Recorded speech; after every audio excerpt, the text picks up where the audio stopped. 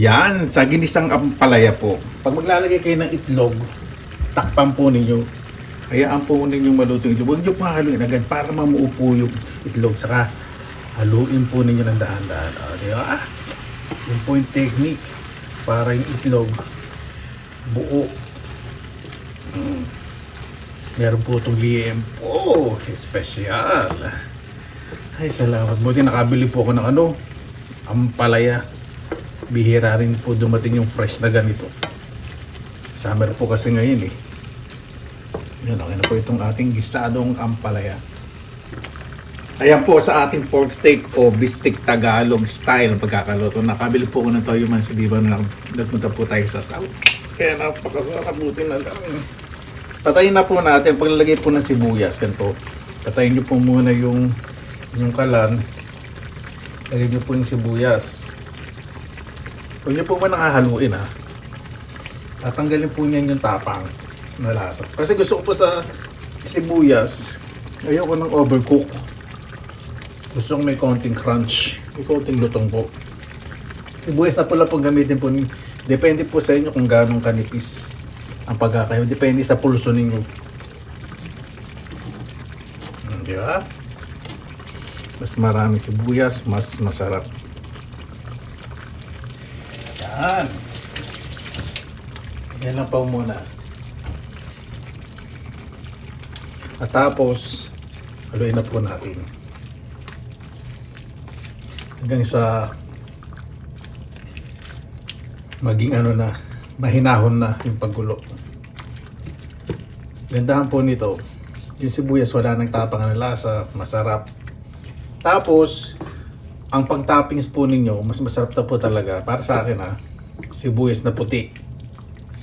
Pero maninipis po ang hiwa. Depende po sa inyo kung sibuyas na puti pa rin po yung pag-toppings. Pero nipisan po ninyo yung hiwa. Diba? Yan. Ilalim lang po natin yung medyo makakapal ang mukha. Ay, hindi! Yung makapal ang hiwa. Yan. Para medyo maluto lang ng bahagya. Yeah. Okay na po ang ating pork steak o bistik Tagalog style. Ayan.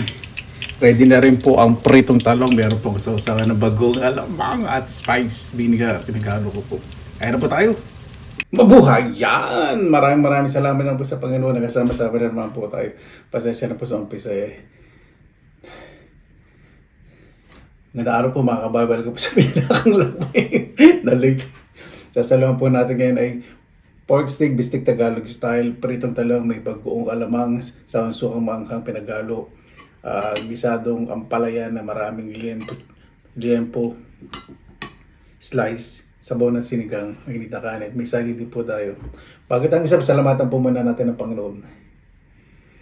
Panginoon, maraming salamat naman po sa biyayang binigay po sa amin sa araw po na ito. Naway bawat isa po. Pinapapagsaluhan po sa pagkainan, may lakas po sa araw-araw para lumaman po sa buhay ng patas. Hiling po namin kaligtasan, lalo na po yung malalayo po sa kanilang mga pamilya. Kayo na pong bahala po sa amin. Isinusuko na po namin sa inyo lahat sa kanila na Jesus. Amen. Kapisan na po natin. Naku po. Ang kanin ko po basmati lagi. Dati jasmine. Kaya lang too much less masyadong walang fiber. Ito kahit pa may konting fiber. Sa gusto ko po sa basmati. Buhagag.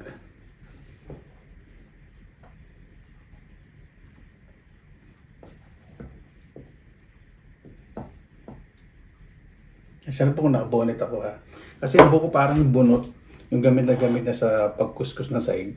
Yung butcher. May mag-sponsor po sa renovation ng buko. Talaga renovation. Meron po.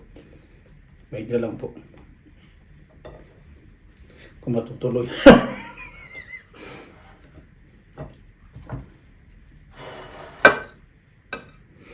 Ay, naku. Sarap yan, sibuyas.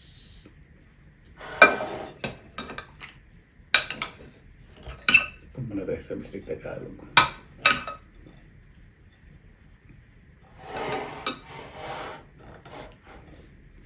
Isa-isahin po muna. natin.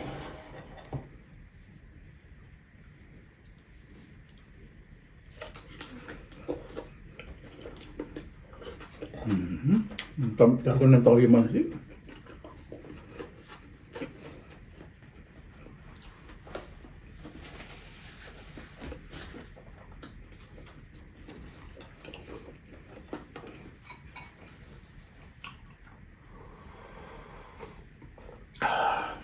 Yan po yung sabon ng buto-buto yung baka. Yung spare ribs. Pang isang buwan po yun.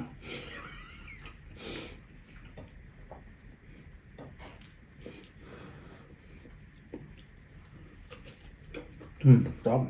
Konting taba.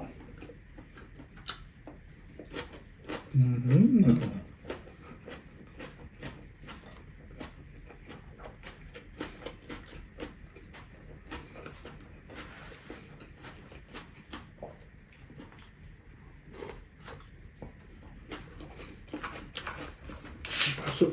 Dali na paso ako. Sobrang init po nito. Ano eh. So, dito sa microwave.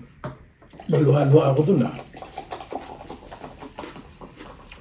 Namin po natin eh. Pineapple soda. Walang asukal.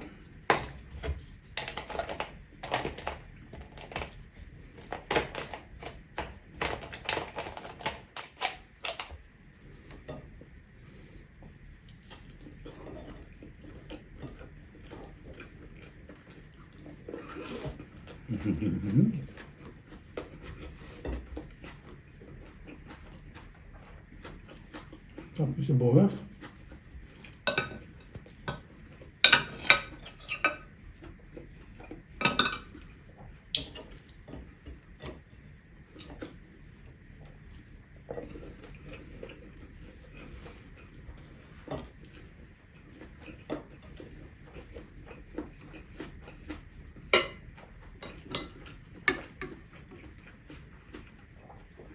Naman po tayo sa pritong talong. At saka ginisada ang pala ito, okay lang. Wala sa medyo mag-mix. Kasi di ba yung gisado ang pala kahit minsan nilalagyan nyo pa rin ng minsan ng alamang. Pero gusto ko po yoko. Pag may alamang na alamang lang. Yung fresh na alamang, sarap dito.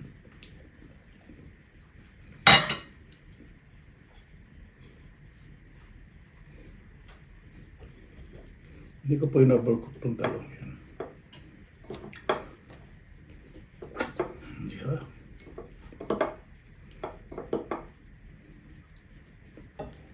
Yung bagong alamang, nabili ko rin po yun sa South Helsinki.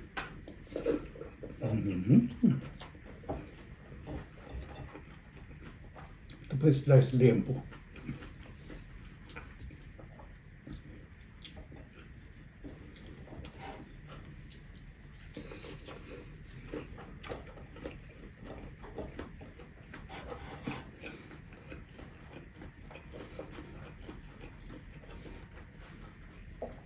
Sarap.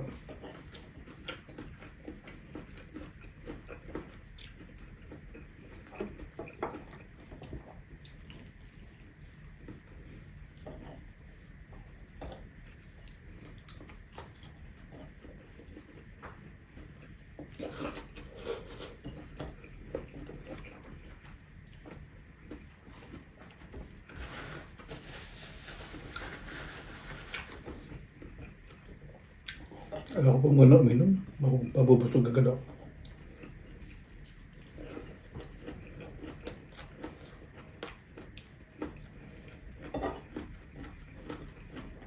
Ang pala hindi mapait.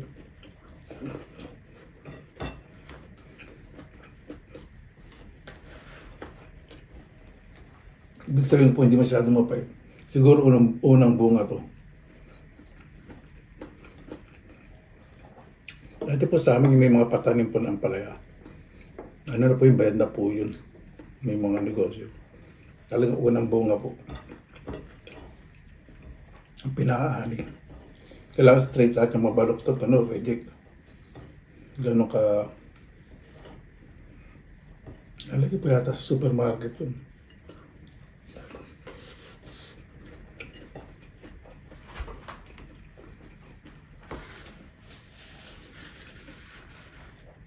Ganun po ka meticuloso yung ano, customer.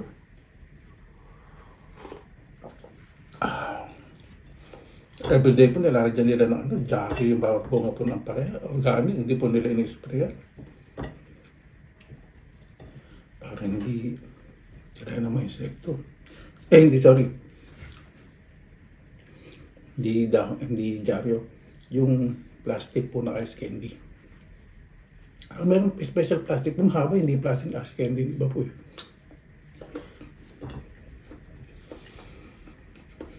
Wow.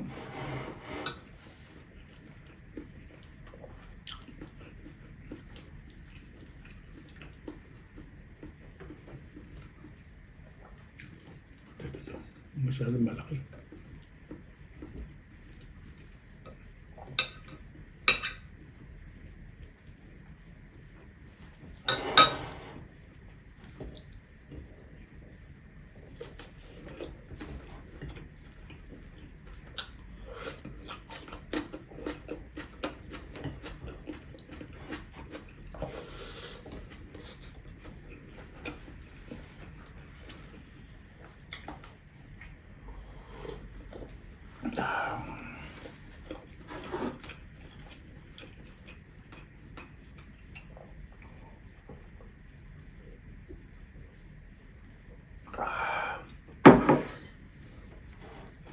Bigla akong inantok doon ah.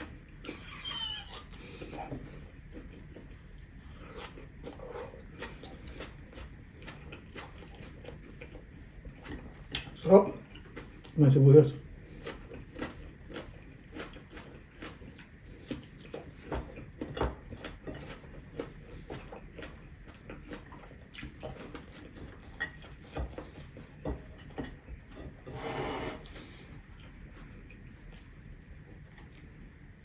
Ako, mga kaibigan ko po mga Phoenix, gustong gusto po ito. May text nga mamaya. Naku, pwede pa lang makaangin.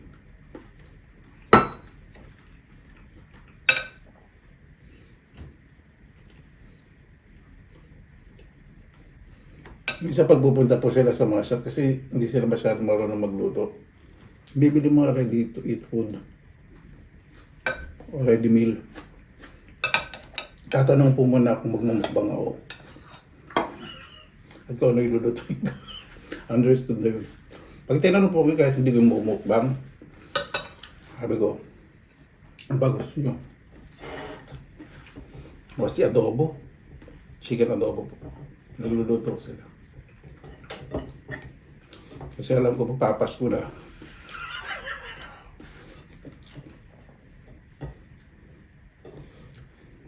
Anong marami na naman. Papaldo tayo sa liga.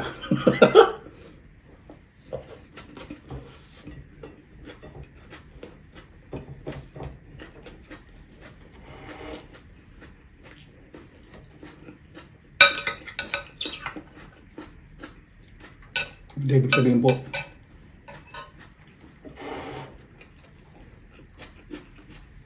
ano po talaga ako kahit sa Pilipinas. Wala. Namanak po yung sa nanay ko. Pagbigay.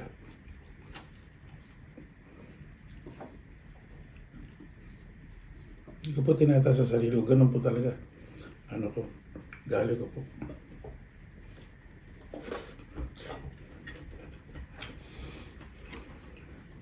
Kami tambag mo alamang. Mas maraming suka. Sa bagong nabili ko gisado na.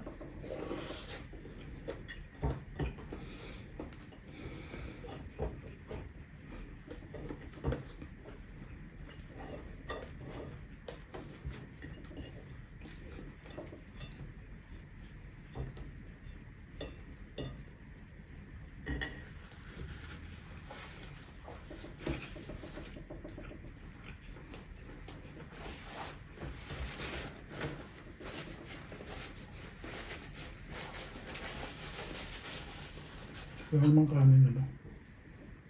Wala na. Kasi pag may kanin, aasim yung magpanik. Wala, nakuha ko na.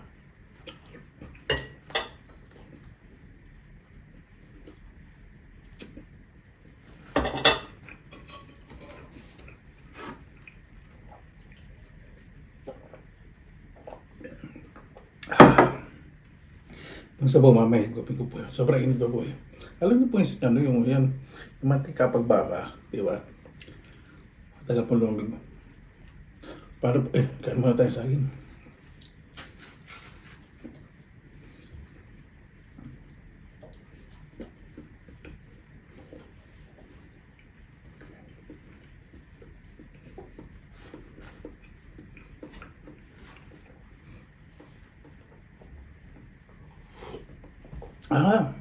Ito masakit sa akin ito.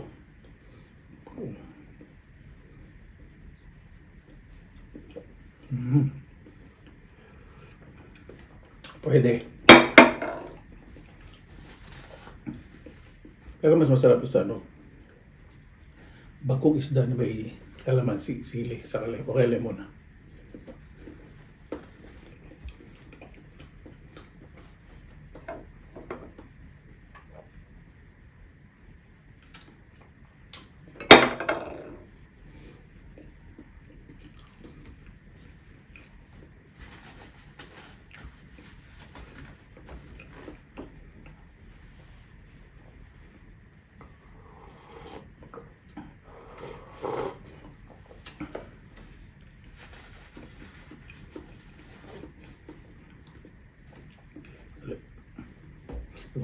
Tutukin dalawa mamaya.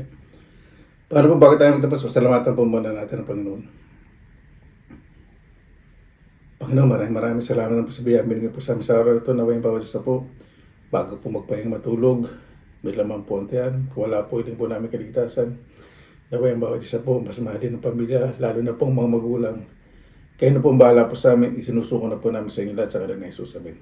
Paano po? Maraming salamat lang po sa inyo. Oras na ilan sa pinilakalang. Basta lagi po tayong positive vibes, good vibes. God bless. Ngayon palagi magandang araw. Laban lang!